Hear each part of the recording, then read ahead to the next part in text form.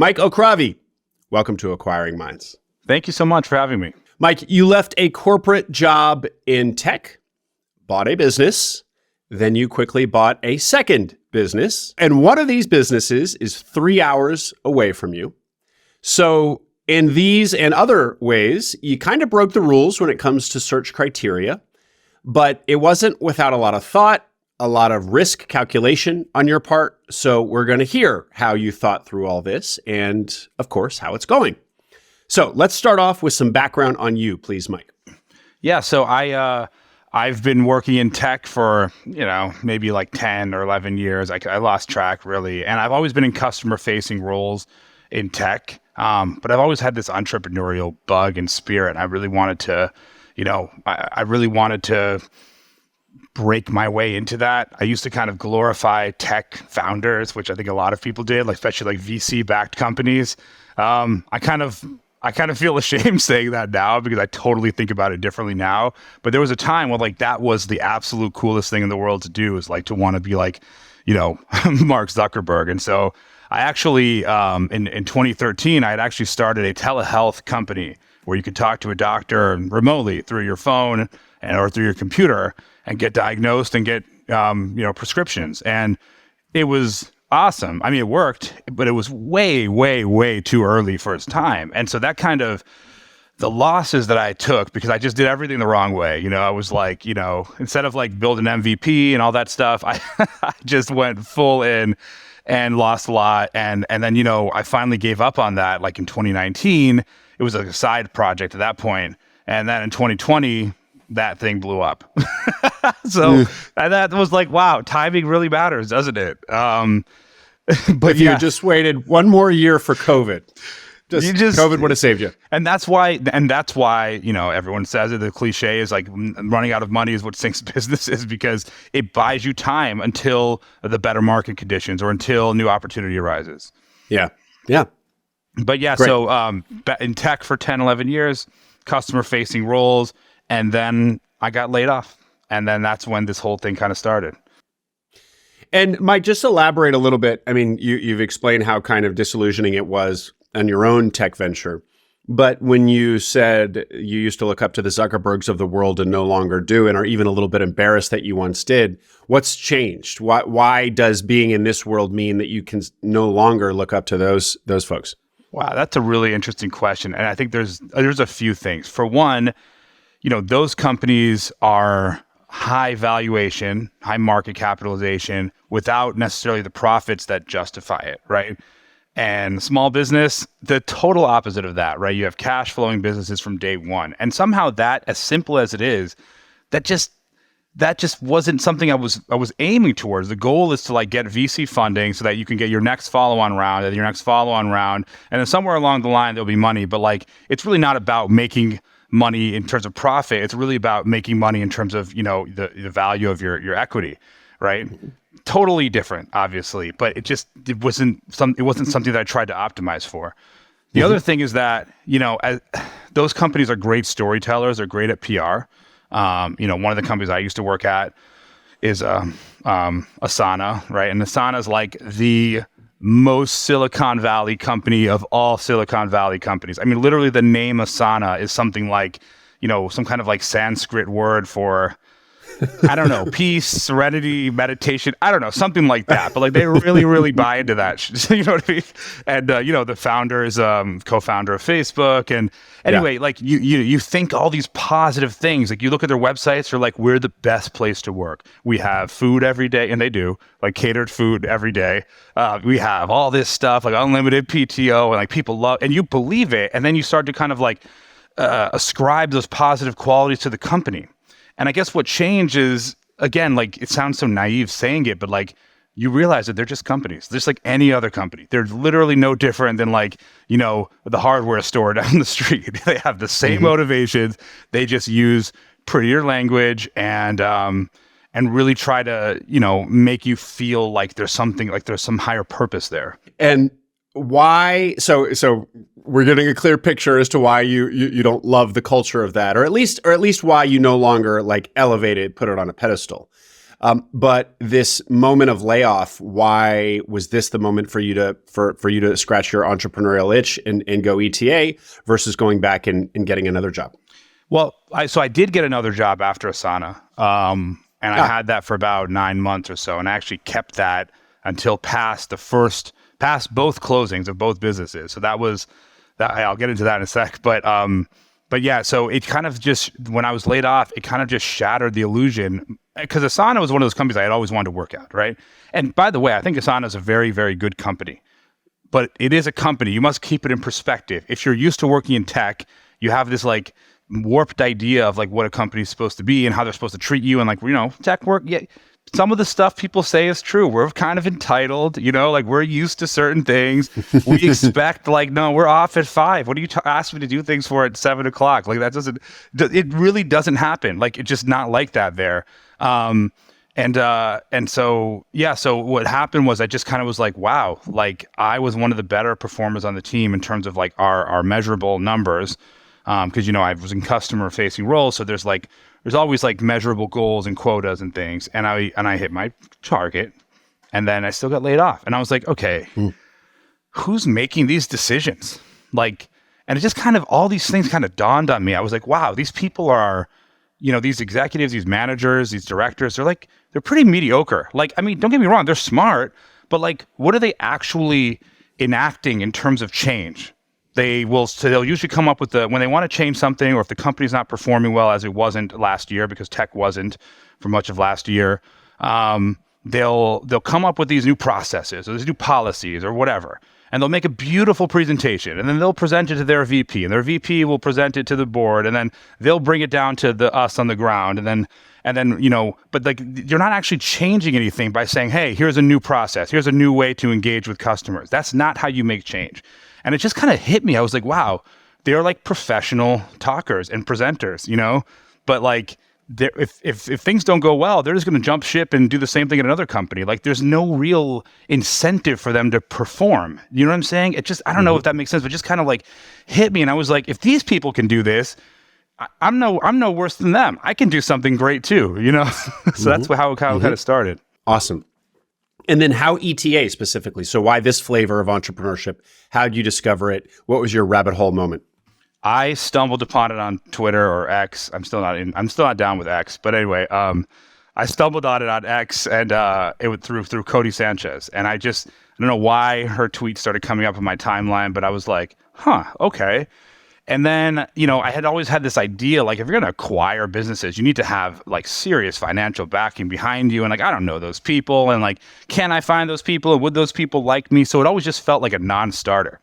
And when I started reading Cody's content, I think Cody's content's really good for getting people interested in this stuff that really are not really familiarized with it. And so I kind of started reading it, signed up to their e-letter.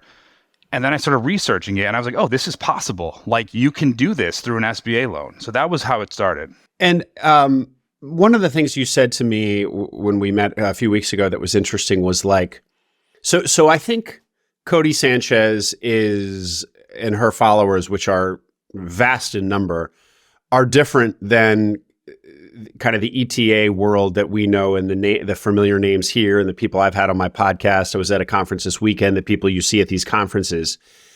And yet ostensibly it's kind of the same. It should be the same type of group, but it's not. How did you move from the Cody Sanchez ecosystem to this search, capital S ecosystem? It took a lot of research, and what really changed was just honestly learning the terminology that exists around this world. Like, if you don't know what a searcher is, like, how can you know? You don't know what you don't know. But once you know, then you're able to really zero in on the type of content and the people that you need to meet in order to do things. So I eventually learned like what ETA is. I don't believe that's a term that I remember Cody using in her copy. So that's something that I had to find. Through reading a search fund, same thing, and then I eventually came to like Search Fund Accelerator, which is an incubator for searchers, and basically they have a fund behind them, and they'll kind of pay you while you search and guide you and give you resources so you can eventually be installed as an operator of a business. And I applied to that. I went so far as to applying. I thought about it. I didn't really, after I thought about it, I was like, and I actually met with a lot of people there, and I really respect them, like super smart people, all from like top MBA programs. And I kind of was like, I don't know if that's for me, because I mean, I don't know if you want me to go into that or if Please. I'm going off track, but basically, No, yes. No. Okay. So it felt like, and I'm not saying this is wrong, right? There's no right or wrong. I'm just saying for me, at first it seemed like, oh, great. So you get to, be a funded searcher while, not really taking on the same risk as everyone else. Plus, you get all the resources and the lawyers and the deal teams and, whatever behind you. So you're really, de-risking it. And the whole program is designed around teaching you how to find and buy and grow a business. So like, it just felt like the safest way. Oh, plus you'd be buying a business that's like, $5 to $10 to $15 million in enterprise value, which is like tend to be safer, right? That's what people say. They tend to be safer. And I'm sure that's true. So it just felt like, wait, this is a no-brainer. But when I started looking at it, I started thinking about it differently after talking to some of the people there. I realized, okay, you're looking at like 18 to 24 months, which just feels like a long time. You kind of get it because you're like, how many businesses are there that meet that criteria? And by the way, they try to push you into things that, you have a strong background in, so that way the sellers are more likely to want to engage with you or whatever. And it makes sense, but it just felt like, okay, now how many businesses are we talking about? My potential TAM, so to speak. And then when you look at the numbers, now I'm not an expert on the numbers and exactly how they do it, but this is what I understand. What I generally understand, not being like, I am an MBA, but not having been in like, PE or anything like that, is that they will, basically, you have to pay them back for the entire acquisition price. This is I may be wrong, but this is what I understand. You have to pay them back for it. Okay. Plus, they're getting 75% of the equity. That never changes, even when you pay them back, right? So then you're left with like 25%. I assume you get a salary or something, but you're really only making money if you think about if you were to do the numbers on that, you're really only making money when maybe there's like payouts or whatever. I'm sure quarterly, but really when you sell it, and the only way you're going to make money when you sell it is if you increase it in size by some meaningful amount. So in other words, even if you got through everything and you bought a business and it was a good business, if you don't manage to do the last part, which is actually grow it meaningfully, you just don't have that much upside. And I was like, damn, I could start making money today. Like there's all these businesses for sale. Like, why do I have to go through this thing? Yeah. Well, we're about to find out, you did go in the complete kind of opposite direction of that. Yeah. But just one follow up to that, when you thought about like, really, there's only going to be a meaningful change to my net worth if I go with this accelerator, if I grow and then sell the business. And you didn't like that. So what did you see as the alternative? Buying a business that you could hold indefinitely and you would be building your wealth from the dividends of the business as you held it. And because you owned such a large percentage of it, you'd capture all of that dividend value or, well over a majority of it. And even if you never sold, it would still enrich you. Is that? And I maintain control. Managerial control, strategic control, when and if I want to sell, if we're going to expand. It just felt like, wait a second, why would I give up all that control? Plus, I could still net a very meaningful return. The alternatives I have to answer to everyone for the possibility of a higher return. And again, I'm not anyone who did that. I have the utmost respect for them. It just felt to me like it wasn't as good of a deal as it seemed on the surface. Like if you wanted to go and find a business that was cash flowing today and capture all of that yourself, and of course take on the additional risk of not having those support, the deal team and all the advisors behind you, you could have a better outcome in a shorter period of time, which is what I did. So, Mike, you decide not to do the Search Fund Accelerator. What do you decide to do, and how does your search start to take shape?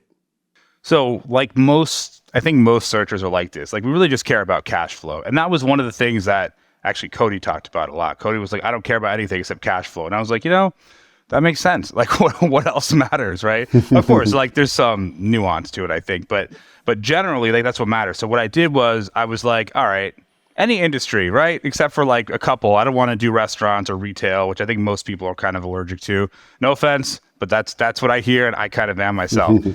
And then, I talked to a bank, just a random bank. I just looked up like SBA lenders in Florida. And the first one I talked to, I started talking to a VP there in the SBA department. And it kind of discouraged me. This was like in February of 2023. And kind of discouraged me because, they were like, well, it's ideal if you have industry background. Otherwise, you might want to get a partner to come in with you and take a meaningful equity stake, but then they're going to have to sign a PG. And I'm like, whoa, I don't even know what industry I want. Like, how do you realistically, if to me, it made no sense. Like, I get it from the lender's perspective. Find the business you want, get an LOI, then get your partner and get your everything together. But like, if you don't know what industry you want, that's like what's the success rate of any given deal? I'm supposed to find a new partner for each deal that I find, which might be in multiple. It just seemed impossible. So I was really deflated. I was like, damn. And I had a job at this point. It was a good job. So I was like, okay. And I kind of chilled for a while, but I didn't give up on it. What I started doing was I just simply made a spreadsheet and I said, okay, these are like the 10 industries I'm generally interested in. And if you look at the typical ones, there's really not that many out there. There's like home services businesses. There's landscaping and things like that. There's maybe like automotive shops. There was like a handful that I knew I could potentially be interested in. And I found the ones that were cash flowing anywhere between like, I don't know, like 300K to $1 million. I was like, let's just start there. And I looked on BizBuySell and I just put them into a spreadsheet. And what I did in the spreadsheet was I tried to figure out, based on this listing, what's the motivation level of the seller? And that was actually another Cody thing. So this is like, I was very much like in the Cody mindset there, where Cody talks about getting the best deals by finding motivated sellers. And that actually plays out really well when I actually get to my deal. But, and I figured, okay, if they're offering seller financing, they're probably motivated.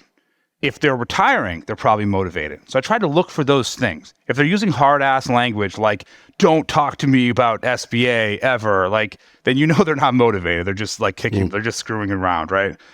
So then I actually kind of narrowed it down. And then what happens was I started calling these brokers, and you realize that most of these listings on BizBuySell aren't even active anymore. You can go and like find the broker who put up the listing, go to their website, try to find that listing ID. Honestly, more than half the time for me, it wasn't even available anymore. So that, when you start doing that, is like you go from like this huge universe of potential acquisitions, and it's really not that much. And so I came across a couple that I really liked. Let me know if you want me to get into that. Or and so you mentioned Florida. Where are you based when you're doing this? And now, right, I was in Miami, and right now I'm in Fort Myers, which is like the west coast of Florida, directly west of Miami. So what were some of these? Like how had it narrowed down? What were you now interested in? And what did you find? So I was looking, and look, I know this is going to sound naive, but I was looking for businesses that most people are looking for companies that are in the right industries, and they'll pay a premium on the multiple to get into industries that they feel are safer, like HVAC, right? But I wasn't interested in HVAC because when you just do a basic analysis of, the SBA loan, the debt service and everything, you're like, wow, I'm really left with nothing here. Like there's no cushion. So I was just like, not knowing much about it. I was looking for businesses that had a low multiple in terms of the sales price, and so I came across this. The first one I came across was this garage flooring business. We do like epoxy coatings for garage floors. And the price was great. I was like, hey, I could buy that. And then the SDE was great. I was like, I could buy that, So that was the first one that appealed to me because it just looked like on the surface a great deal. I said, why not ask more questions? A lot of people might be like, ooh, that seems weird, like 1.25, or whatever, like multiple, like what the heck, But I was like, what? I'm going to get a worse deal just because I don't want to ask questions. So that's how that started. And then I came across another one that was similar, which was a towing company. Okay. Well, let's hear about, and so those are the two businesses you ended up buying, but let's go through them sequentially. I want to deep dive into both. Yeah. So the epoxy business, first of all, for those who live in apartment buildings, what does that mean to do people's garage floors with epoxy exactly? Well, as someone who's always lived in apartment buildings, pretty much, I had no idea. You're a New Yorker originally, right? I was like, what? Yeah, exactly. Yeah, I spent most of my life in New York City. Like, I don't know what this is, but basically, it's like it's a concrete coating, a type of resin that goes on the floor. It's very durable, and it's basically an aesthetic upgrade to the floor. Usually you add some kind of like flake to it, and it has all these nice colors, and it just really pops and like makes the garage really stand out and look beautiful. It's purely an aesthetic upgrade, but it's very popular in this part of the country in Southwest Florida because the housing development here is just exploding. Like if you look at the population growth over the last 10 years, it's up like 45%. And also the last 10 years before that, it was up 45%. So it's just nonstop. So that's it. And the home services here is just growing. And so this is a project-based business. You get leads probably almost all online, some referral, you hope. And then your crews go in and lay down this new garage floor and on to the next project sort of thing. Absolutely. Yeah. Great. Okay. And give us some of the financial metrics of the business and the head count and, why did you say to yourself, I can buy this business? Give us those numbers. So this is, and this is small, right? I mean, this is like, I knew that this wasn't what the typical searcher was looking for, but I didn't care because I was like, money, like Cody, what Cody says, cash flow is cash flow. But anyway, the asking price was $495. The SDE was 413. Okay, I know it sounds too good to be true already. And then the top line was only about a million, right? And that was consistent each of the last 2 years. Now, an employee count, it was like four employees or something, 4 or 5. So like not what you typically want in a searcher as a searcher.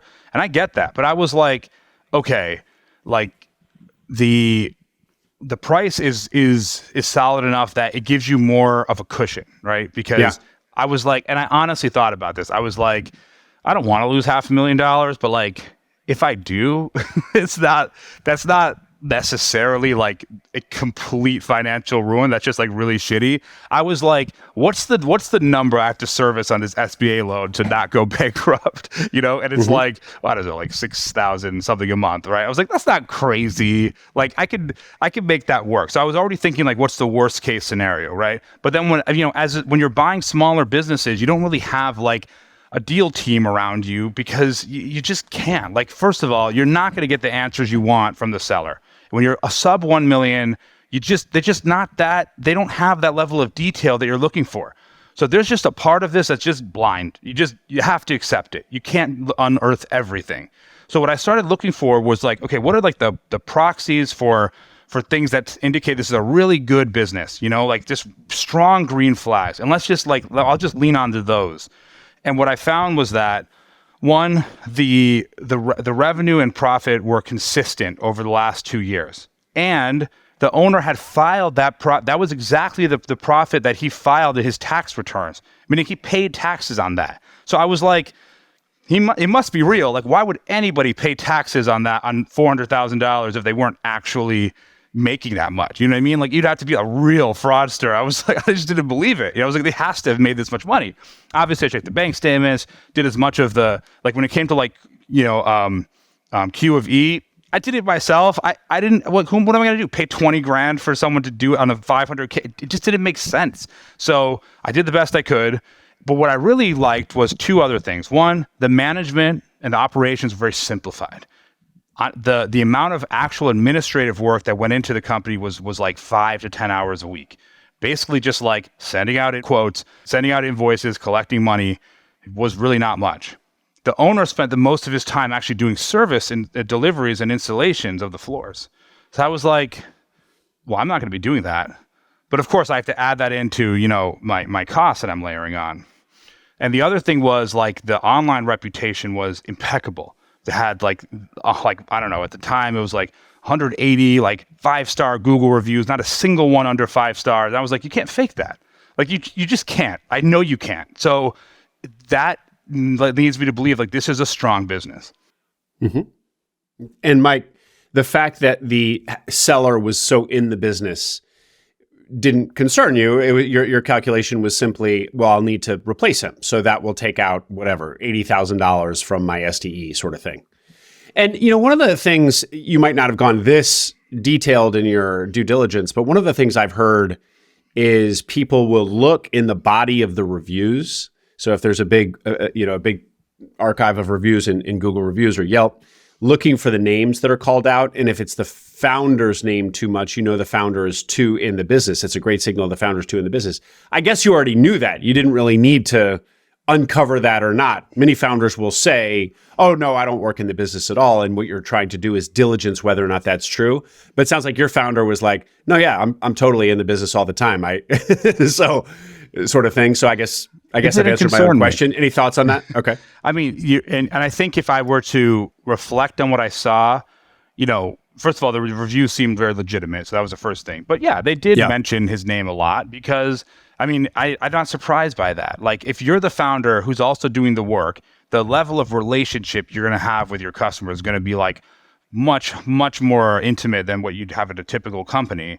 But ultimately, I was like, people just want a good job. They're happy with him because he showed up on time and did what he said he would do, and then that was it. I haven't, and I can say that now because so far, having been 3 months into the ownership, it hasn't posed a problem at all. I mean, there's certainly been people who are like, hey, where's the previous guy? Like, where's he at? Like, he's still around, and I'll tell them the truth or I'll tell them some version of the truth or something, but it doesn't really matter. I don't think it matters. Okay. Maybe it would matter if it was like recurring revenue kind of thing, but because we're not, it didn't matter. Okay. All right. And so it was $495,000 sale price or enterprise value. So call it 500. 413 of SDE, and you looked at bank statements, you looked at his tax returns for the last 2 years to diligence that number, doing about $1 million in revenue with 4 employees. Yeah. So that SDE to enterprise value, so 413 to 500, you're paying just over 1x. What is that? Like 1.25x, basically, if you call it. Let's assume SD is about 400. That, of course, the napkin math makes that very, very, very appealing. Very appealing. I mean, that's such a low multiple. But when things, become too good to be true, they often are. Like almost this screaming green flag becomes so screaming, it's almost a red flag. And you've already answered kind of like how you got comfortable with this business using these proxies, because in a business this small, it's going to be kind of impossible to diligence away all risk. But why not the glaring question of why, if he's got 400,000 in SDE and you calculate it's going to cost, let's call it 80 to replace him, why doesn't he pay 80 to somebody else and he take home $320,000 a year, $340,000 a year? I asked him that. And actually, it's funny because now that I'm in it, I understand why somebody might not want to do that. But I asked him that exact question. I was like, why the hell are you selling it? Because he wasn't old. He was, I don't know if he was much older than maybe a few years older than me. I was like, what is it? Like, why aren't you just keeping this around if it's so profitable? And he said, because when I do something, I need to like really be involved in it. And I don't want to be involved. I just don't want to have it there. And I wasn't sure. I was like, it sounds reasonable, like who am I to judge someone's motivations for wanting to move on? But it did seem like, that coupled with him selling it at such a low multiple, I was like, like he must really want to get out of this. Like, why does he really want to get? And I never really got the better answer than what I gave you. But now that I'm in it, I can understand why. Because when you're not there doing the installations, you managing quality, managing any issues that happen takes a lot of time. I spend more time managing those things than he probably ever did because he was either on site or somehow directly involved in every job that they did.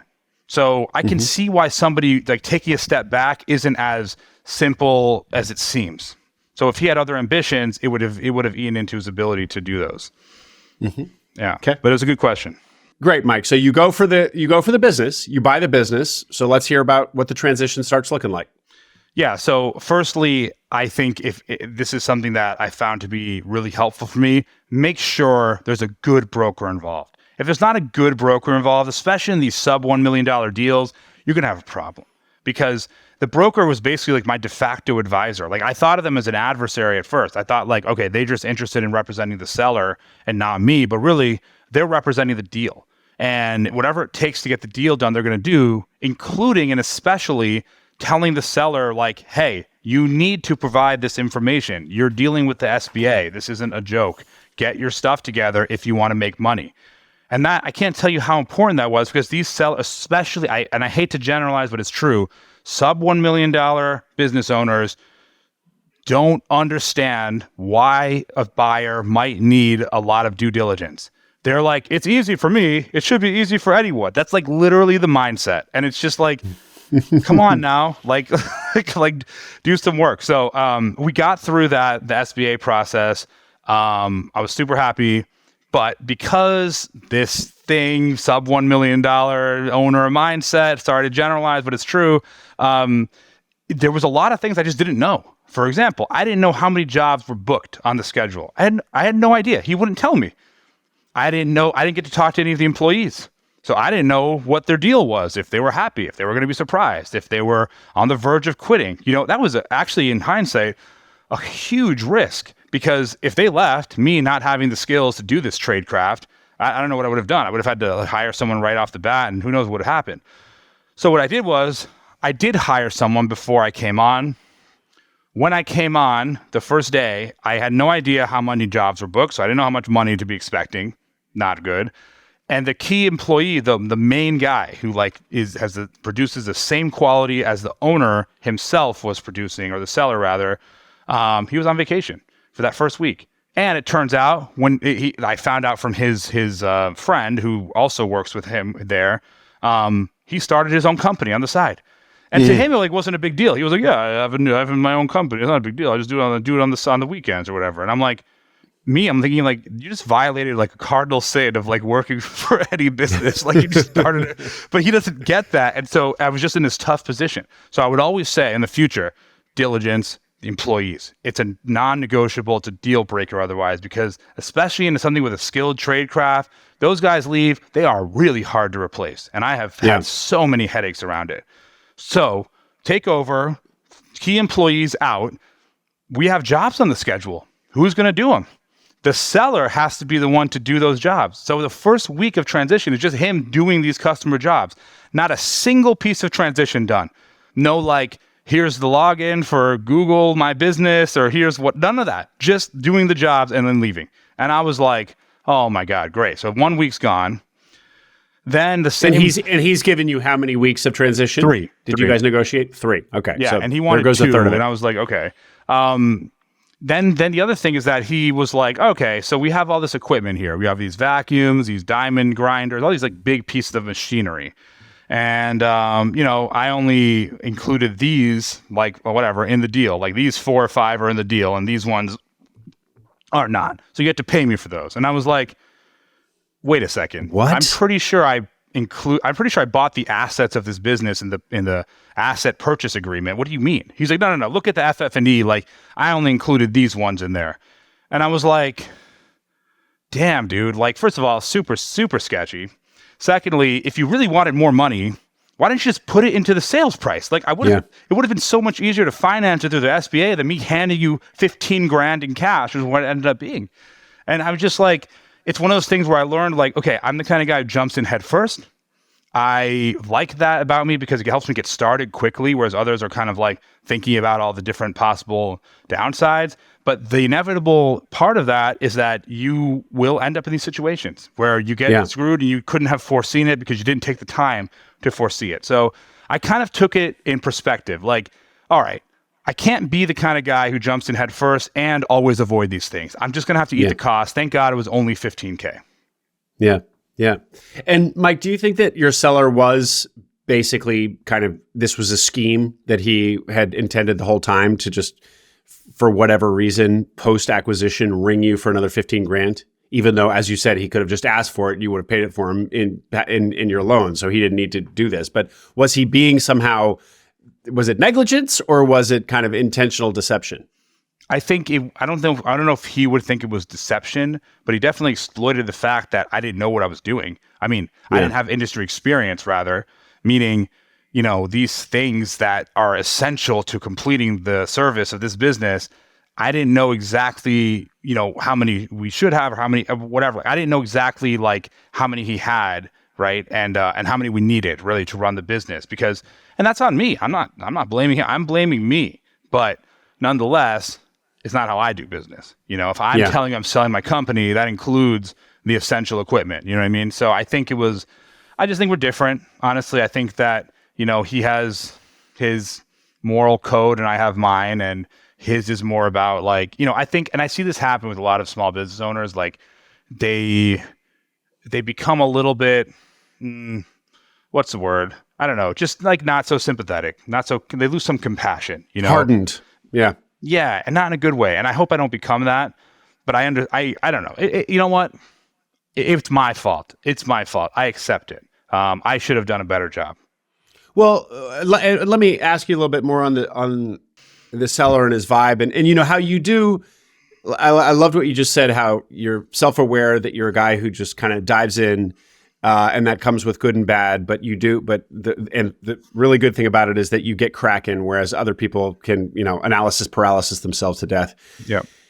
And the technique that you use to mitigate risks to the extent that you do is you look for proxies. You kind of 80-20 your risk. So looking at the number of reviews online is a signal that this is a real business, for example. Looking at his tax returns is a signal that there's real, that the revenue being reported for the last 2 years, what he claims is real.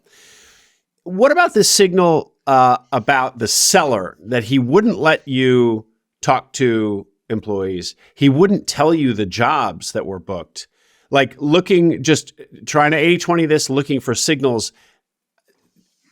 Taking aside the fact that those 2 points you would have liked to know, those 2 points of diligence, how many jobs, let me talk to the employees. But the fact that he wouldn't let you, wouldn't give you straight answers on either of those or resisted it, that strikes me as a bad signal, just overall signal about him. Agreed. Did you have a sense? Did you have a sense of that going into it, or did you only start to see that he was an undesirable seller on the back end? No, I had a sense, and I'm just talking about as a seller. I'm not judging someone's character, but as a seller, I had that sense the whole time through. For example, another thing that you're going to laugh because it's so rudimentary that it's unfathomable that he wouldn't have shared this with me. But I never had a clear idea of like what the payroll was. I had like a sense, but it was never like this is exactly what I paid my employees and how much each one gets paid. He just kept giving me runarounds. And I was like, dude, I got to know. Like, I have to know this. I can't ballpark it. That's not good enough. He's like, well, you should look at the P&L. Now, again, that's on me. I should have insisted on that. But there were a lot of those. And I overlooked them because I felt like there was a good business under there with just somebody, that I don't necessarily see eye to eye with. But if I had to do it again, that probably would have made me walk away. I'm glad I didn't, because it turned out that there was a good business under there and that, the guy built a great reputation, but it just could have gone in so many different ways. Imagine if that key employee had quit or something, or, you know what I mean? Like had tried to sabotage us somehow by he had access to all of our customers and who they are and what our upcoming jobs were. What if he tried to steal them? Like, you know what I mean? There's just so much that could have gone sideways with that. So, but I agree with you. Those were red flags, and they were evident the whole way through, really with just like the lack of being forthcoming. Yeah, exactly. Yeah. Well, all that said, now kind of flipping sides to supporting the deal, like let's not lose sight of the fact that the multiple was 1.25. So the other thing is, you were saying like, well, if I'm the type of guy who just kind of dives in, I need to be prepared to get beat up a little bit. It's not always going to go my way. Similarly, if you're going to find a screaming deal for 1.25x, it's also not going to be perfect. It's going to be very hairy, very imperfect, because that's why, partly probably why you're getting such a deal. And so you do feel, you just said that like you have discovered that there's a legit business here. So do you feel like despite this pain that you got the screaming deal that 1.25x would suggest? Absolutely. And I also think that's why the guy was like, dude, just buy it. Like, it's obviously good business, like $500K, like what more do you want? I feel like that's what he was thinking, but absolutely. Yeah. I mean, look, when I first took over, and this is why I keep talking about like not knowing how many jobs were scheduled, et cetera. He had told me that they're typically booked out 6 to 8 weeks. And I was like, cool, that's great. So when I take over, there'll be plenty of business on the books while I try to figure things out, But the reality was when I took over, they were booked out like 3 weeks. And I was like, oh shit. And I'm talking one job a day. Usually we're doing like 2 a day. One guy had just quit before I took over. So it turned out that it was the slow season in that part of Florida. July and August are just slow. People leave. They all have, I learned this now, and but like all these people are basically like, a lot of them are retirees. They have multiple homes in Southwest Florida and somewhere up north, Michigan, Ohio, Pennsylvania, whatever. And they just go back and forth. So, but I was terrified. I was like, I was expecting us to be doing like 85 something and 90,000 a month in revenue. And we were doing like 40 to 50 the first month. I was like, oh, wow, this sucks. And I couldn't figure it out. And there was a lot of little things that happened. Like one thing was like, he was doing like, I don't know, a handful of dollars on like Google PPC ads. I don't even think he had like a company set up. I think he did it himself. When he turned that off, because it was like on his account, that may have affected lead flow. But I had to figure it out. Nonetheless, I was like, okay, we're going to figure this out. I got a line of credit. Like, this is what I believe. I believe that when market conditions are rougher, that companies that continue to invest in marketing and growth will eventually win twice as much when the market conditions recover.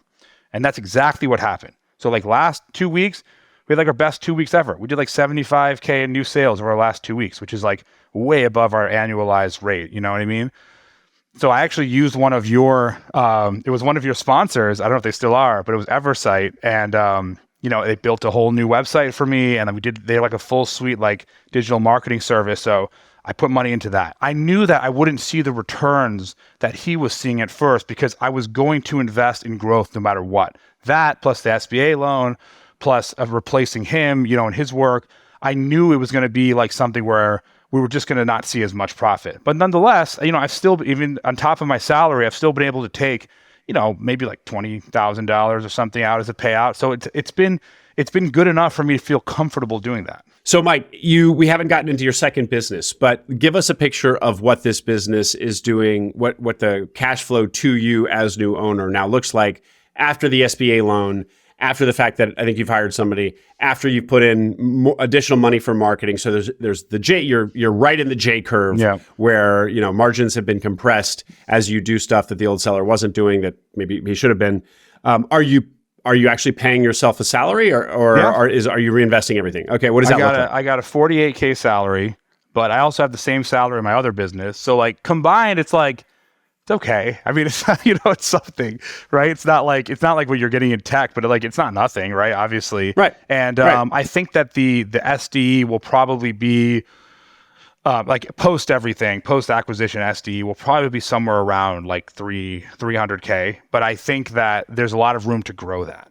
It's just learning. Like that's one of the reasons, Will, why people say that when you first take over, you're going to see a dip in earnings and everything is because you make mistakes. You just do. You hire the wrong person. You have too much coverage or something. So you're paying 5 people at once when you only need 3 people. You, don't train people properly because you're trying to grow. So you mess up a customer's job. Then you got to go fix it or whatever. Like that kind of stuff happens. So like once I figure all that out and get that all in order, we'll be more than fine. And my goal is to turn this into a sellable company, which means that those add-ons are not necessarily, in my mind, they're not necessarily a bad thing. While they may reduce SDE, they'll make the business more attractive to a prospective buyer. And the next layer is going to be adding in management. So neither of these businesses have a management layer. I'm the management layer. I will eventually add that. And once I do, now we're going to have a much stronger marketing and sales and marketing operation. We're going to have stronger processes around training and inventory management, and we'll have a manager.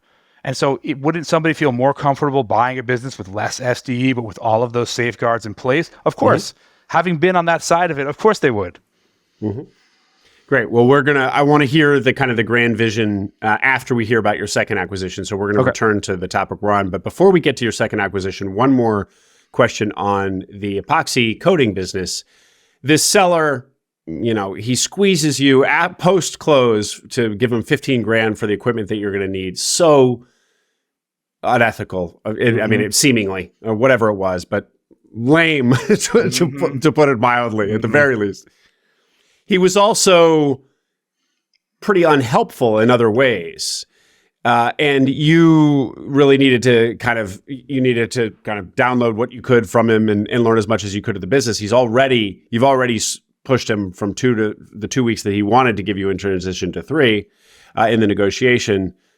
But then, of course, you lose the first week that you fought for in the negotiation because the other guy was out. And so your seller needed to work in the field, did no transition business. So you're back to having 2 weeks for him to transition the business to you and show you how all of the kind of administrativa works and all that stuff. And as I recall, he's not helpful in that either. Give us a picture of that. And what would you recommend to people to keep a seller motivated to help you do a good, successful transition? Well, thankfully, the actual transition was relatively simple in terms of like, hey, here's Jobber, which is like a CRM for contractors. Here's how you use it. Here's how we use it. Let me make sure you have access to all the social pages and all these other things or whatever. And, here's some suppliers or whatever. It wasn't that much, but still, we were on for 3 weeks, right? And like the last week, so we met every day the second week in like a Starbucks. And then the last week, it was like, he just didn't show up. I mean, he was like available by call, but just wasn't there. And like, I feel like that time is so precious as a buyer. Like, I want you to show up, even if we don't have an agenda. Like, I'll make an agenda, but like, please show up because there's going to be things we can talk about, So he didn't. And so, look, I didn't expect, given how things had gone during the sales process and the immediately after closing, I didn't expect him to be like a guy I could just pick up the phone and call or whatever. I'm not saying he's not that guy. I haven't tested it, but like I didn't expect it. I was basically planning to go on without it. So I would say if you're buying, and this is my other thing I'm going to do that's a non-negotiable, some part of the sales price will need to go into escrow and will only be delivered upon successful completion of the transition. They have to have some skin in the game because the dynamic changes so much. It's a complete 180-degree change post-closing. The seller has gotten their check. They don't give a shit. They have nothing to lose. And then as the buyer, you have everything to lose. You have to try to recapture some of that power balance. So I would say like 5% payable after a successful transition. What's the big deal? If you're going to do it, what's 3 weeks? You know what I mean? It shouldn't be a big deal. Let me float something by you, Mike. While that all sounds good in theory, one thing that you'll hear kind of is not very loudly, but some people will occasionally say about seller notes is realistically, they're not that motivating to a seller. They're an additional like 5% or 10%. Of course, the bigger it gets, the more motivating they are. But let's assume it's a 10% seller note or 10%, forgivable seller note. Especially listening to how this guy is, and he already was selling for such a low multiple. He doesn't seem that motivated by every additional point of the enterprise value. On the other hand, being dishonest with you and squeezing you for $15,000 for assets did seem to motivate him. So who knows? But Do you think an additional 5% or 10% like forgivable seller note or some other way to, in theory, keep him motivated would have in fact motivated him? Because I'm not sure, hearing what I'm hearing about this guy, that it would have. Maybe not 5%. I mean, I guess the only answer to that is like, insist on the amount that you feel like needs to be there for the seller to be motivated, whatever that is. If you think it's 20%, they may say, oh, that's unreasonable. But you have to decide in your mind as the buyer, like, what is the amount that would actually help me continue and maybe have a chance of being successful in this business if the buyer or the seller doesn't live up to their end of the bargain. And 20% is not nothing. Like, let's just say, let's play this out, right? Like, you insist on 20%, right? And they agree to it. And then that's $1 million business, or $200,000. Okay, let's say they don't do anything and they lose that $200,000. Well, you're not in a great position to run the business, but at least you're $200,000 less in the hole, sort of, at least in your debt, right, that you're carrying. So it's like, does it give you a little bit more breathing room? Yeah. I mean, you can't, and I feel like $200,000 is enough that for somebody selling $1 million business, they probably would want to be there. So I guess the answer is just like, you have to decide how much risk is there to me if this seller never shows up and fulfills their obligation. If you feel like you can handle it with them being minimally involved, great. But if you really aren't sure, insist upon a higher amount. Okay. We're late to getting to your second acquisition, so let's dive in quick. How is it that you bought two businesses in such short order? Oh my God. I mean, look, I know that people have these rules. The searcher game. They're like, well, make sure that you're buying a business with recurring revenue. Or they're like, well, it has to have, if you're going to buy multiple businesses, make sure they're in the same industry. Or don't buy anything under 2 million because under 2 million is just not going to have management. And it's going to be higher risk of default and blah, blah, blah. I didn't care about any of that. I mean, I was a little nervous at first. I actually called one of your previous interviewees, Reg Zeller. I think a lot of people know Reg. Cool guy. And Reg made the time for me. I'm so appreciative. And I was like, Reg, I know that you have a holdco, but you are doing it in the same industry. Like, what do you think about me doing like two companies in totally different industries? Like, is that stupid? And he gave me some advice that I feel like is some of the best advice I've ever gotten. He said that there's no blueprint on how to do anything. There's only just, guidelines and what people have done before that's based on their analogs and their biases, but you can make it work if that's what you want.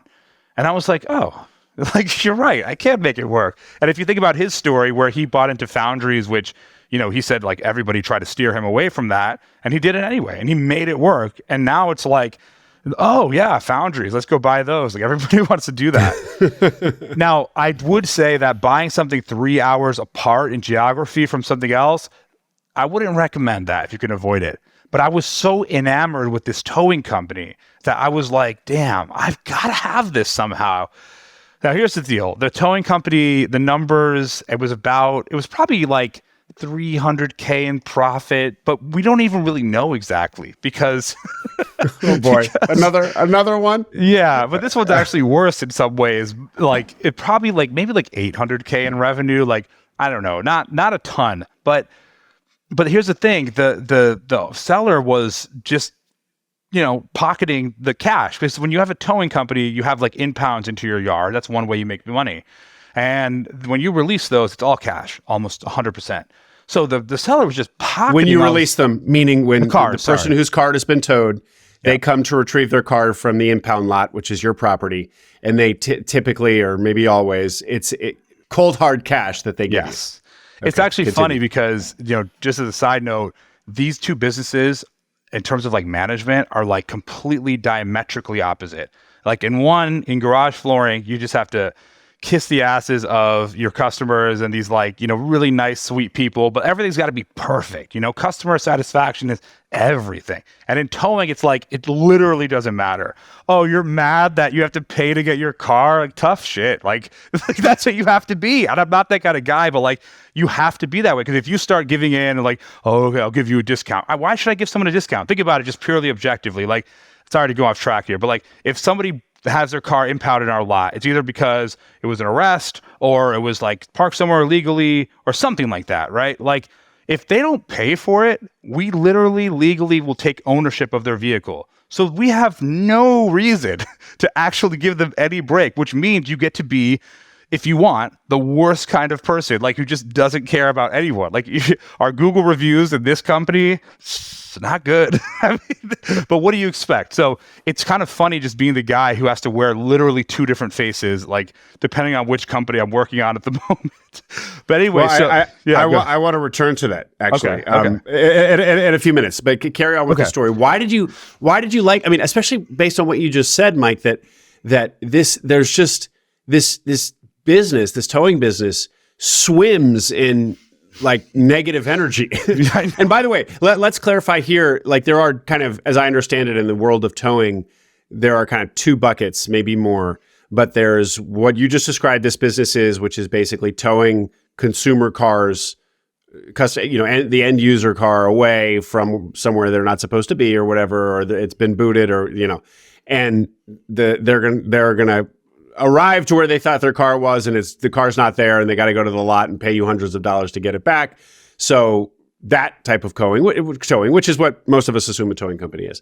But then there are other types of towing where it's more roadside assistance, which I know you do some of that as well. Yeah. But you'll be contracted by governments where there are accidents and other things that happen on the side of the road, and you're basically moving vehicles out of the way to clear up traffic. And there, people aren't angry with you. You're helping clear up an accident, for example. And so your business is solidly in the former category, dealing with the public. We do all of those really. The only thing you also do the clearing accident stuff? Yeah, like police. We have contracts with agreements like police stations, and they'll be like, "Hey, we got an accident. Come get this car." Usually, the insurance company will come and get that car from our lot, but we get paid either way, the same way. But yes, we do all of that. Roadside assistance. We do a lot of stuff with Geico and Allstate and other big insurance companies. Okay. Yeah. Okay. All right. Good correction. Towing's Thank you. Great. I love towing.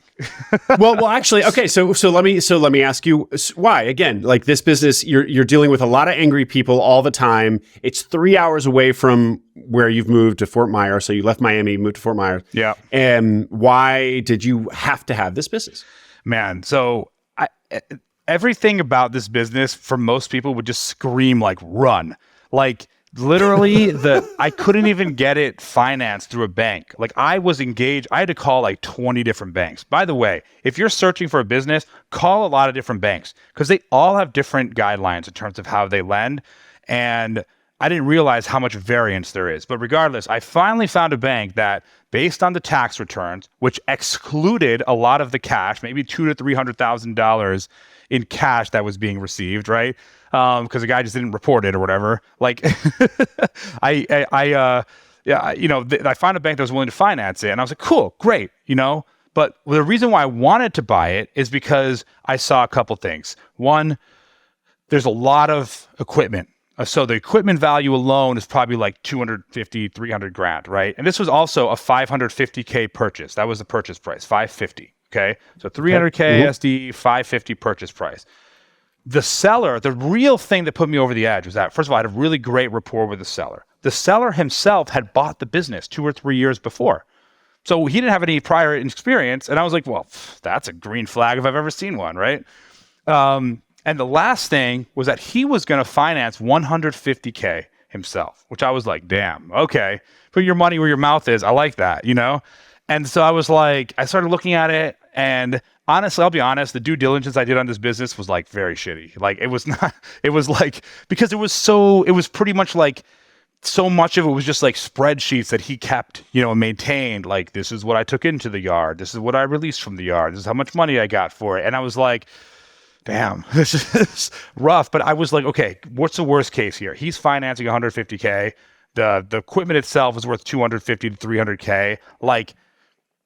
We're going to be and then of course I saw the bank statements and everything. I was like, what's the worst that could happen? This seems like a great business. With those contracts, those police contracts and et cetera, motor club contracts, you're just going to have demand ready all the time. It's not like garage flooring where you got to generate demand all the time.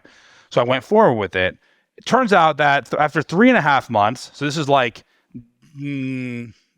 mid-July, late July, the bank that was going to finance it, they were like, yeah, so we got a new head of underwriting and they don't want to do it.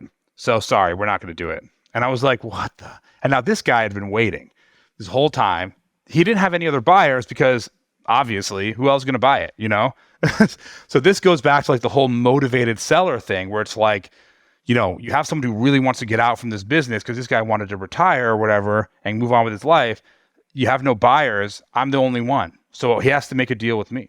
So what we ended up doing was I said, look, I don't have $550K lying around, but here's what I can give you. Okay. I can give you $100K cash and the rest you'll finance to me. So he basically ended up financing 82 or 83% of the company to me. Wow. Yeah. Which is killer deal. Now, of course, stupid me, I did it on 4-year terms. So it's very aggressive repayment. But so far, it's been damn good. I love I love both my companies, but towing, if I had to do another company, it would be towing. This thing is it's just once you have those agreements in place, you don't have to think about generating demand. It's just about capturing it, just making sure you have coverage for it. It's I don't want to say it's like dodo bird territory, because I know there are probably some businesses like that where like you literally could just have like, an AI run the business, but it's not far off of it. I mean, and I'm already doing things to grow it. And Mike, when you say having these government contracts that just kind of business materializes, is that essentially because it's a recurring revenue business? I mean, have you basically just said in another way why recurring revenue is so appealing? I would call it more like repeat customers. Like it's like you can't make the police call you, but they will call you they put you into a rotation. And then every, let's say, 10 calls they get that require towing, you'll get the 10th one, right? So it's not, I don't know if it's recurring revenue because it's not like a fixed amount, but yeah, that's repeat. Mm-hmm. And same thing with like, Geico or the all insurance companies. And so the former owner, so he'd only owned it for how long? 3 years, maybe. For 3 years. So he bought a business that close to retirement because he told you that he's selling now to retire. So he bought this business, a towing business, 3 years before he planned to retire. Now he wants to retire. Yeah. And you said you were the only buyer because who else would want to buy a business that was that was just pure cash coming in and out? Look, I saw a distressed asset. Not distressed in the sense that it was, but on paper it's distressed. On paper, it looks like this business makes no money. Like the tax returns were showing it is making like 30 or 40 grand. I was like, what? That's like, who's going to buy this? Like, they're going to take one look and run away. There's no one who's going to buy it based on that. You know what I mean? Like, I know how searchers are. They're paranoid about risk. It's funny because like they're taking risk, but they're paranoid about risk, extremely paranoid. And look, I'm not saying that I'm like special in some way for doing it, but like, I wanted to have the quickest turnaround for getting businesses into my hands so I could learn, so I can make some money, so that I could prepare myself for the next business acquisition or venture, which will be bigger than this one. And I didn't want to wait a year and a half to do it. So yeah, I mean, I think that like everyone else was scared of this. Anyone who would have looked at this would have been scared of it if they were like a traditional searcher. And I saw opportunity. I said, if I buy this and just clean up the books and do nothing else, I'm already rehabilitating like, I don't know, like 800, 900,000. If the multiples on towing companies are like 5 to 6x, I mean, you know what I mean? So you can do the math on that. Mm-hmm. And sorry, so it was only reporting, call it $40,000 or $50,000 a year, but it was actually more like 300 SDE. And how did that the seller is telling you? And how did you get comfortable with that being the truth? Recognizing that you weren't going to be able to seal it down tight, but comfortable enough? Yeah, I mean, and like I said, I'm not saying I did a great job on that, but yeah, especially in light of the fact that you tell us you didn't really do much. I don't think very good due diligence, because there was so many things. Like for example, when he would like sell a car from, so like say somebody doesn't pick up a car from the yard, it becomes ours, we sell it. Sometimes you get a nice car. I mean, not usually, but you can. Let's say this is going to sound messed up, but I'll give you some of the little dirt behind towing. Right? Let's say somebody's car gets towed and they died. The owner died, right? Well, if they didn't have a will or something that like bequeaths that asset to someone, or like they didn't have a surviving spouse, like I don't want to say I'm not going to, but I don't have to release it to anyone. Like nobody owns it unless there's no power of attorney, because you would have had to do that like before. I mean, I'm not a lawyer, but like we're not going to release it to someone who's not the registered owner. So like, yeah. You get those sometimes, but I don't want, before everyone thinks I'm evil, like I'm not that evil, okay? Like I have released these cars to people sometimes, but like I don't have to, you know what I'm saying? But the point is sometimes you get to keep these expensive cars. I don't think he was reporting those. Like I think he was just selling them to himself or something. Like just was not clean at all. Like we have someone who's like paranoid about government and taxation and stuff, and I'm like, sheesh, man. So I just saw opportunity. I was like, this guy wasn't so paranoid. He didn't even realize how much money he cost himself. Yeah. But the $300,000 SDE number, 3-ish, that was what he told you? Or was that some number you backed into? Sorry, that was the question. Yeah, he told me that. But when I did the math on looking at the P&L and like really diving into like the expenses, and he was much, much more forthcoming than the other seller. He was like a total open book about everything. When I looked up the numbers from like, how much are we getting from the impound lot, and then how much are we doing with the motor clubs or whatever, like, all that information is available through the systems that he had in place. I was able to back into that number pretty much. And he also told me that number. Like, it made sense to me. Great. Mike, what this reminds me of is, at the risk of butchering the history, but Warren Buffett talks about cigar butt businesses. He used to, when he first got started, he'd buy a cigar butt business where they are unappealing businesses like a cigar butt, but there's actually still some tobacco left in there. There's a few more good puffs. So again, I may be butchering this because that would suggest that there's a few more good puffs and then you kind of liquidate it. That's not your intention here. Your intention is to make this a great business. Mm-hmm. But the point is, like, he was looking for value in seemingly very unattractive places, things that were completely overlooked by all the normies. Absolutely. And how did he do that? He would look closely and he would find value there that was not being accounted for in the enterprise value, or that he could quickly realize in once he became owner and took the business into his own hands. And you've called out two things which are pretty compelling. First, the just the assets, the capex in the business was worth a serious amount of money. Almost, what did you say? 250 to 300, yeah. Yeah, so almost the full enterprise value of the business. Mm-hmm. And then also so that's one. Two is you just thought you could like almost immediately juice the valuation of this business by actually recording things properly. And so it's almost like you could do the books properly, clean up the books, and flip the business if you wanted, which you don't want to. So you had these two kind of immediate ways to convince yourself that there was real value here that wasn't represented in the enterprise value number. I think that's really cool. I love that. Not for the faint of heart. True. But you're not faint of heart, Mike. We get that. True. And I also, with each business, the one thing I also looked at was like, how simple is the management here? Because a lot of searchers are going to say, well, there's no management in place. I'm not interested in that. And I'm like, okay, but if it's like really easy, I mean, do we really have to be scared about that? And it was. Like, I made sure that the amount of time, like, this is what each seller told me, and I'll tell you to which degree they turn out to be true. Garage flooring guy told me he spent about 5 to 10 hours a week doing administrative stuff. True. The towing company guy told me he literally does 1 hour a day of work. More or less true. I think it probably takes me like 2 or 3 hours a day. But it's pretty much true. Okay, so what did I start doing? I started just delegating certain managerial responsibilities to the staff. And I respect the guy who sold me the towing company, absolutely. But like, he had like hundreds of paper processes that were like egregious, like so unnecessary. And I was like, what the hell is this? So I got rid of like most of those that were just not necessary. Like, for example, like having employees sign their pay after, like, before it's like run, to make sure that they will never dispute it in the future. I'm like, what the? I do not, for whatever risk that creates, like, it's just not worth me like taking this and filing these things. So the first thing I did was I was like, okay, what are the essential things to run this business? Every business is basically just 3 processes. You're generating demand, you're converting to revenue, and then you're delivering on whatever you're contracted to do. It's that simple. And so I said, okay, in the towing business, we got payroll to run. Great. Let I have dispatchers who are basically like office managers in a way. Let them run the payroll. They do it. It's easy. Billing, submitting bills to like Geico and insurance companies. They do it. Easy. Okay, so like now it's like, and then they make the schedule. Those are like 3 core things that are needed.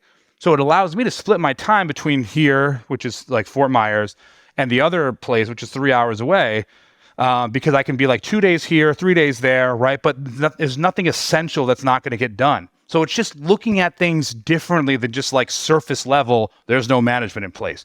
Yeah, there's no management in place, but the managerial duties that are there can be delegated.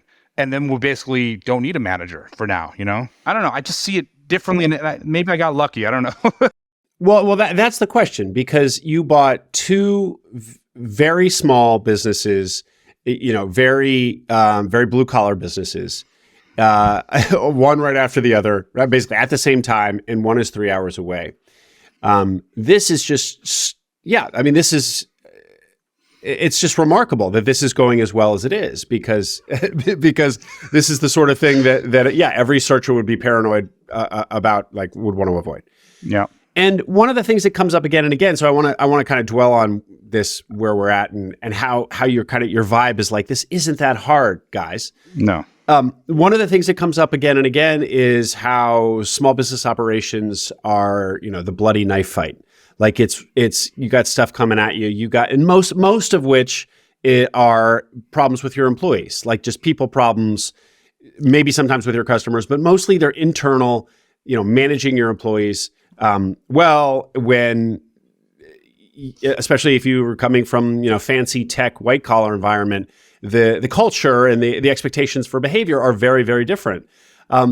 And yet, but actually, Mike, you have experienced it. Like you experienced it in the epoxy coating business, like where actually there's a story I know from the pre-call where you hired a guy and then had to promptly fire him, and your seller was totally unhelpful. And the first week there, and one of your guys has a business on this, a competing business on the side.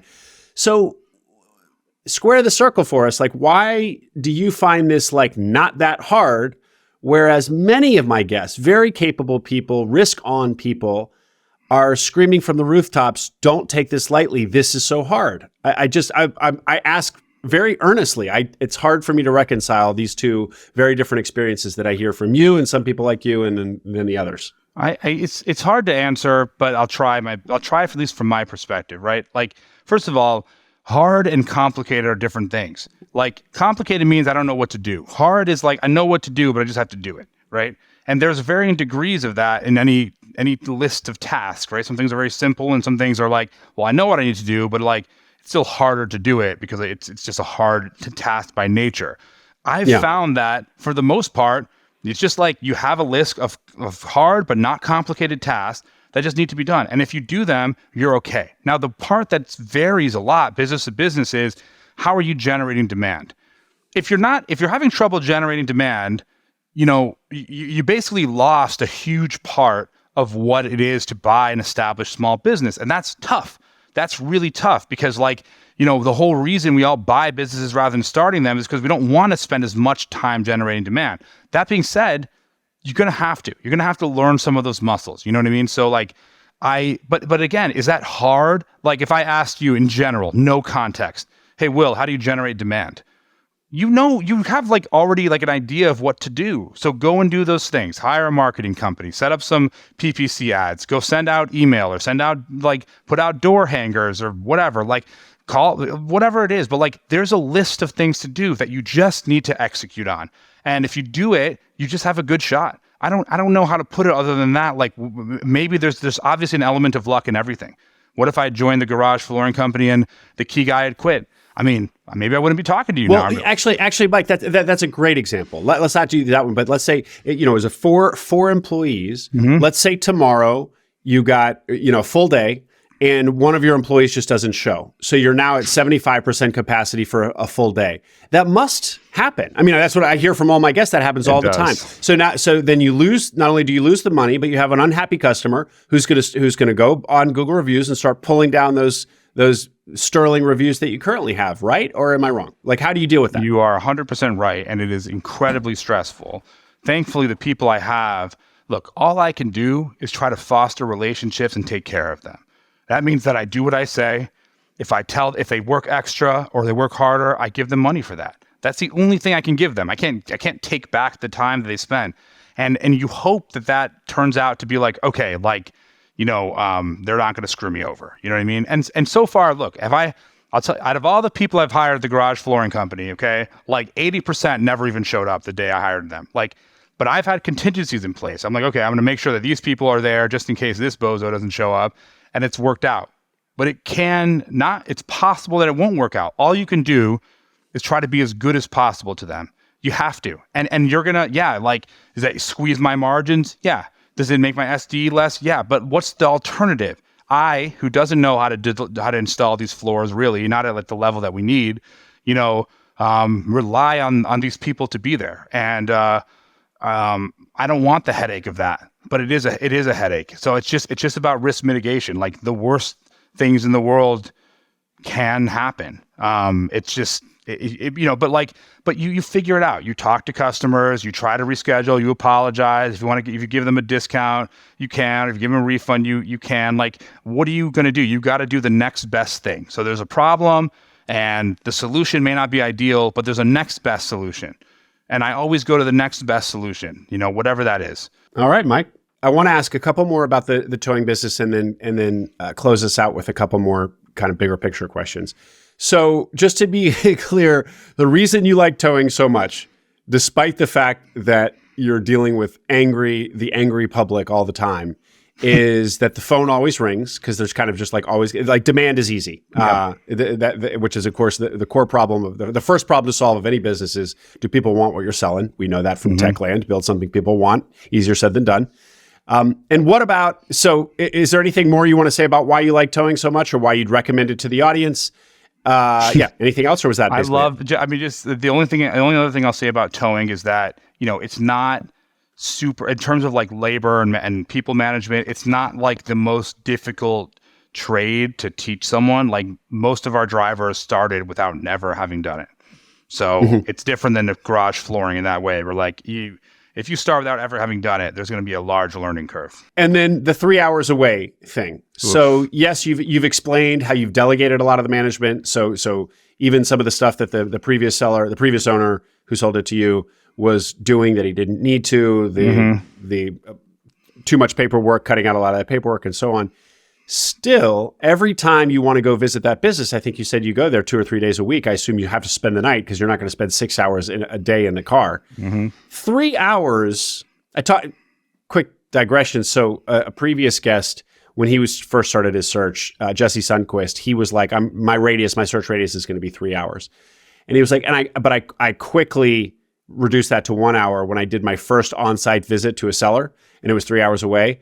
And just, that was a long time. Like it's easy to fool yourself that that's not that far. A 3 hour schlep is really far. And to have to do it weekly and repeatedly, it would have just, I decided that it was untenable. You seem to be fine with it. So talk to us about that. I mean, it is one of those things that like, you never had something where like, it's going to be a problem and you can't ignore it, but like you kind of just figure like, we're going to figure it out somehow, but later. Like, I don't know how, but we'll figure it out. It's been like that. But to be honest with you, so far, I haven't minded it. Like, this is what I typically do. I'll spend Monday here in Southwest Florida. Tuesday morning, usually I would already be there. So I'll leave at like, maybe 6 in the morning or whatever, be there at 9 at the towing company. Spend a couple days there. I'm still managing what needs to go on, at both businesses, right? But it's more about, most of it is about showing face. That's the part that matters. Like in terms of what I actually need to do in person, it's very minimal, especially for the garage flooring. Like those guys have the supplies, have the equipment, know what they need to do when they need to fix it. They all have credit cards, company credit cards, so they're autonomous in that way. Do I want to show up? Yeah, because I want them to see that I care. But it does. If I don't show up for 2 or 3 days, they understand and it's been okay. But there is a cost, not just because of the 3 hours. That's part of it. But there's a trade-off in terms of running 2 distinct businesses. You can't execute on as much as you want to execute on. There's no doubt in my mind that either business would be better off if that was the only business I manage. Just how it is. Like if I have a strategic priority, I can execute it today. Whereas now I have to say, okay, that's a strategic priority, but I have to execute it next week because I have other things that are in the way. And then sometimes there are fires going on at both companies at the same time. And that's tough. Sometimes it's all harmonious and it's like beautiful and you almost are like, wait a second, this is too good to be true. But this is what I signed up for. And like, look, I'll tell you this, the 3 hours is tough, but I don't see it as permanent because eventually one of these businesses, I will have a full-time manager, somebody with a lot of duties that will make sure the business is running smoothly and I can pretty much focus most of my time on the other one. I don't know when or how that will happen, but I'd rather have businesses that I feel good about that, it's not like I took a $5 million SBA loan or something, right? And then have this, where I have to travel between them. And I'll tell you one other thing, Will. Let me finish that thought. I'd rather have this than like 2 businesses that I'm really, or one business that I'm really not sure about. So I feel good in that way. I feel like I hit, the target on these businesses, right? Regardless of how it's structured. So that's one thing I'm happy about. But I've tested it. Can I be away from these companies? And so the last 2 weeks, my wife is pregnant and I did kind of like a baby tour, like to her hometown in California, my hometown in New York. And I told everyone, I said, listen, I'm going to be away. I said, like, you're all in charge while I'm away. If you need me, I'm here. But I trust you to make decisions. And I don't think anyone's ever told these people that. Like, they're just not in jobs. When you work for a small business owner, they're never like that. They're never going to be like, you go ahead, make decisions. I don't care if you make a mistake and it costs me money. It's like those words never appear to their mind. But I did that. And I actually think that the people appreciate that they're being trusted. And they're like, you see who steps up and who like really leans into that. And nothing burnt down. We didn't lose money. We were fine. Like, it was okay. Nothing that me being there would have done anything to change any of the outcomes. So it's I don't know. It's like what Reg said. If you want it to be that way, if you want to make it a certain way, you can. Just make it that way. You know, that's what I took from what he said. Yeah, I do love his message. But I do need to press you here, Reg. I do need to press you here, Mike. So you've just acknowledged that, yeah, you do have to split your attention between two babies. So, and you wish you didn't have to. You could just devote all of your attention to a single baby. But on the other hand, you feel like you got two solid businesses, and so that's really great and exciting, and you won twice. Is there not an argument, though, to have bought one single business with the same amount of SDE or the same amount of enterprise value of these two businesses? That probably wouldn't have been that hard to find, because this was 300 SD. Well, maybe it would have been, because you basically, these on paper at least had a combined $700,000 of SDE, which that could have taken you a while to find, actually. But the question was going to be, would it have been better to take a few extra months to find one business with basically that has the same SDE, and then you'd only have a single baby to focus on versus these two? Yes, I mean that would have, and here's the thing, like, I didn't think that was possible at the time, because I only knew about structuring an SBA loan with typical like 10% equity injection, which is basically a down payment. I didn't have that much money at the time, so I was like, I didn't think it was possible. Now I know that there's all sorts of ways to structure these deals. Do I think that would have been better? Yeah, I mean, I think that there's certainly merit to that. But the other side of it is that I get two bites at the apple. Maybe smaller apple, but still 2 bites at 2 smaller apples, right? And there is a bit of risk hedging. Now, when you hedge your risk, there's always a trade-off to upside, right? Because like, it's just like investing, right? If you're buying stocks, right, and you buy one high risk stock and then, one low risk stock to hedge the high risk stock, you won't make as much money on the high risk stock, even if it hits, right? Because you could have put more money in there theoretically, right? It's the same concept. So I'm hedging my risk and saying, okay, I can get the same SDE as a $2.5 to $3 million business, but for $1 million. But the giveaway is that I have to manage 2 businesses. But then also the loan that I'm on the hook for is really, with the SBA, is $500K. I mean, technically I'm on the hook for the towing company, but like, if it doesn't work out, it's not like being in debt to a bank. There's probably some other remedies we would pursue. You know what I mean? So it's like, they both have positives and negatives. Yeah. But I feel like this, if you're keeping your head above water, you're already like ahead of the curve. Even if you bought an established business, like my head's above water, we're making money. I have enough money to pay myself salaries and then some. I'll probably be taking, a good chunk of money out of the towing company. So I'm getting my payouts. Like, it's working as it should. Yeah. Let's wrap here with 2 bigger picture questions. The first is, so what's the plan with these? Yeah. So like 5 and 10 years from now. Garage flooring, I want to expand into different markets. That's my goal. So right now we're in Southwest Florida. I want to move up into Tampa area, like Sarasota, Clearwater, St. Petersburg, whatever. So those 2 markets are the 2 places, or 2 of the places in the country where like the housing prices have like gone up the most in the last couple of years, and like there's just a huge influx of people, right? So I want to go into those 2 markets and eventually into Orlando area in Central Florida. So that's one thing. I like the idea of staying focused on the garage flooring, even though there's a lot of complementary services we can add, because it simplifies our operations and our knowledge base. And then eventually I'd like to sell it. But I'm also taking 2 of the key employees and bringing them on as equity partners. So one guy is our sales guy, and I want to give him a meaningful equity stake. And I've already talked to him about it, so it's not news or anything if he listens to this. Because I want him to be involved. Because I don't want him to go. That's basically what it is. I told him that. I said, if you go, it's going to suck. So I'm giving you like the full, with like this huge offer to keep you on. and I will lower my take home. But I don't care because, like I said, most people do this because they want to trade. They don't want to keep trading time for money. They want it to be the opposite, where they have less time to give less time but still make money. So that's the plan for that. It's basically just grow as fast as possible and expand into different markets, and then maybe sell. For the towing company, it's going to be pretty much the same play, but you grow a lot slower with that because you can't just like start doing Google ads or whatever and start getting towing demand. I mean, you can, but like it's going to be, you're going to have to, the CapEx you have to put down is like a lot. You know, to service more tows, you need more trucks, and trucks are not cheap. They're very expensive, not just to buy, but to insure. So you have to be very thoughtful about growing in those in towing. But I'm already doing it. Like I'm already looking at opening up another yard. I'm already 25% above the annual run rate of the previous owner. I mean, it's only early, but still, like I'm doing more to capture more revenue. And I don't see myself selling it. I really don't. Like I want to make it sellable, but it's too, I don't know. I don't want to say it's too easy, but like, it's funny because I talked to another guy who bought a towing company, a much bigger one.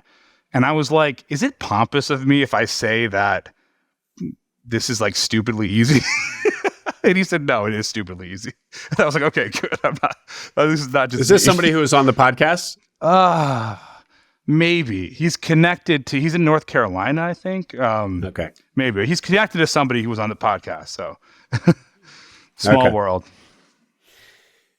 Last question for you, Mike. So I think that people are going to get from your attitude and from your energy and from your appetite for risk, even though we've talked a lot about how you're not careless. I mean, you definitely try to mitigate risk, but you still have a higher tolerance for it than a lot of people listening probably. And so they might perceive that you're just, kind of all swagger and courage. But in fact, the prospect of failing is terrifying for you, right? And you have experience with it. So give us a window into that aspect of your personality, please, and disabuse people who think that, having heard you thus far, that they think that you're just, Mr. doesn't give an F. Well, you're right. I mean, first of all, I told you about the telehealth company, and I felt awful about myself. I had spent a ton of money, hundreds of thousands, on building that, all for it just to be nothing. I mean, it's not even like sellable. There's no assets to unwind. There's nothing. But also in 2017, my father, he was like my world, and he had built a string of successful urgent care clinics in New York City. And then he died. He just woke up and died of a heart attack. And I didn't even have time to grieve. I had to just take over his businesses because they needed to keep running. And that was like what supported the family and me. I mean, I was, working, but like my dad was, I was involved in my dad's businesses. Right. And I didn't do a good job. I mean, I don't know. I wasn't in the headspace because he had just died. I don't know if it's because I was just immature. I don't know what it was, but instead of selling those businesses for like, $10 to $15 million, like we were supposed to, I don't think that was realistic anyway after he died because, key man, whatever. But like, instead of selling them or managing them to keep generating profit, basically I had to liquidate them and not get very much at all. And that was a huge shame. And it kept, because I let down my family. That's what I felt like. Because I feel like my dad would have wanted me to take over if that happened. But like, look, like they're medical businesses. It's not that easy to run if you're not a doctor. And it scared me away from risk for a while, which is why I leaned heavily into like the tech world and got to these like public, tech companies and SaaS companies. I just want a safe paycheck. I'm tired of this, not knowing where my next paycheck's going to come from. So it took me a while to feel comfortable with this. But I feel like the idea of like being an entrepreneur through acquisition takes a lot of the sting out of it because you're talking about companies that are established, that, have existing customer base and reputation and everything. And so I was like, oh, like maybe that's the middle ground, but I just never saw it before. I never saw how much a plumbing company could make, or I never saw anything like that. I never saw myself doing that, if everyone will ask you, if you don't know anything about this world, if you say, hey, I'm buying a business, I'm buying a plumbing company, they'll say like, why are they selling it? Like, what do you have? What do you know about plumbing? And you just kind of like think that. So it took me a while. I still don't have the confidence. I'm paranoid as hell. Like I'm every dollar we lose makes me paranoid. And I told you I've taken some payouts, but like really not very much. Like I'm keeping as much money in these businesses as possible. I'm not going to let them fail. And I will do whatever I have to make it work, even if we have to pivot to a whole new industry or something, but I'm going to make it work, Thank you for that, Mike. That was powerful. Thanks for sharing. Of course. Anything I didn't ask, Mike, that you want to share? This has been an awesome tour of an adventurous acquisition journey that's only getting started. But anything that we didn't touch on that you wanted to? The only thing I want to say is that if you're thinking about buying a business, you don't need to try to stay within the rules or color between the lines or whatever. Like you can buy, there's so many businesses out there today where the owner's motivated to sell and they're making money, and you can be that person. And why not make money today? Why wait? So, I mean, I just hope people take from this that like, you don't have to do it the way that everyone else did it. Awesome. I love that. Yeah. Mike, how could people reach you? You could reach me through my email, which is mikeokhravi@gmail.com. You can reach me on LinkedIn at Mike Okhravi. I'm also somewhat active on X. No, sorry, we don't. I've seen you there. We don't X. Sorry, we Twitter. I'm also somewhat active on X. My tag is Mike the Lummox. So I'm kind of like anonymous there, but I don't really care anymore. Great. Mike Okhravi, thanks so much for your time, sir. Thank you, Will. I hope you enjoyed that interview.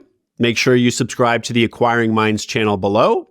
We are now publishing twice a week, so tons of new interviews and stories to come. Stories that will help you along your own path to acquiring a business.